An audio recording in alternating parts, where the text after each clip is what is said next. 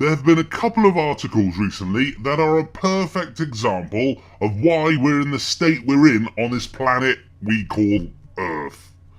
Hidden in this first article is exactly how business is conducted the world over, and it's one of the main reasons that things seem so upside down and why most opposition is just simply ignored. The first article I'm talking about is this. Experts say statin guidance is deeply worrying. Drugs that cut cholesterol could make middle-aged women more susceptible to diabetes, a group of top doctors has warned. Known as statins, the drugs are currently offered to as many as 7 million people who have a 1 in 5 chance of developing heart disease within 10 years. Earlier this year, the NHS was urged to offer them to people with just a 10% risk, with advisors claiming that there is no credible argument against their safety. However, leading clinicians have now written to Health Secretary Jeremy Hunt warning against what they call the medicalisation of millions of healthy individuals. They say draft guidance from the National Institute for Health and Clinical Excellence is based almost entirely on studies funded by drugs companies. This is how drugs that are bad for us are approved. It's how GMO food that's bad for us gets approved. It's how aspartame got approved. The companies producing the drug, the chemical, the GMO foods simply buy off some scientists by giving them a large donation in order for them to say that their product, their chemical, their drugs, etc. is fantastic and should be taken by everyone, as we've had calls for with statins. Now, statins eat cholesterol, which means it eats your brain, as approximately 70% of your grey matter is made up of cholesterol. So force drugging people who don't need statins will only benefit one group of people, and that is the drug companies.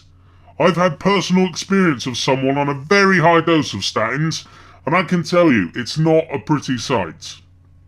The other article is one that appeared in the New York Times. The lack of major wars may be hurting economic growth. Counterintuitive though it may sound, the greater peacefulness of the world may make the attainment of higher rates of economic growth less urgent and thus less likely. This view does not claim that fighting wars improves economies, as of course the actual conflict brings death and destruction. The claim is also distinct from the Keynesian argument that preparing for war lifts government spending and puts people to work. Rather, the very possibility of war focuses the attention of governments on getting some basic decisions right, whether investing in science or simply liberalising the economy. Such focus ends up improving a nation's longer-run prospects. So there you have it. They, and they being the globalists, need more wars to focus governments' minds. Bullshit. They need more wars to sell more weapons and to kill more people and put their puppets in place. Is it any wonder that there is now talk of going to war in Syria? Is there any wonder that they're talking about possibly going back into Libya? They're talking about possibly going back into Iraq. They're talking about invading Africa. And they're also starting a new Cold War with Russia over Ukraine. It's all about the share price. And if they aren't selling weapons, they won't be making as much money. You see the way it works? Fund Al-Qaeda into existence, move them into whatever country you want to take over, buy them all the weapons they want, and if an ambassador like Christopher Stevens gets in the way, say, in Benghazi, then just let him get killed by the terrorists that you're funding and training. Once they've attacked, have the pictures beamed around the world of the so-called terrorists. The response will be global outcry that something must be done. You then start a war and the globalists make more money on weapon sales. It's not that difficult, but they only get away with it because the general public are asleep. The amount of information that is now coming out in the mainstream media is startling.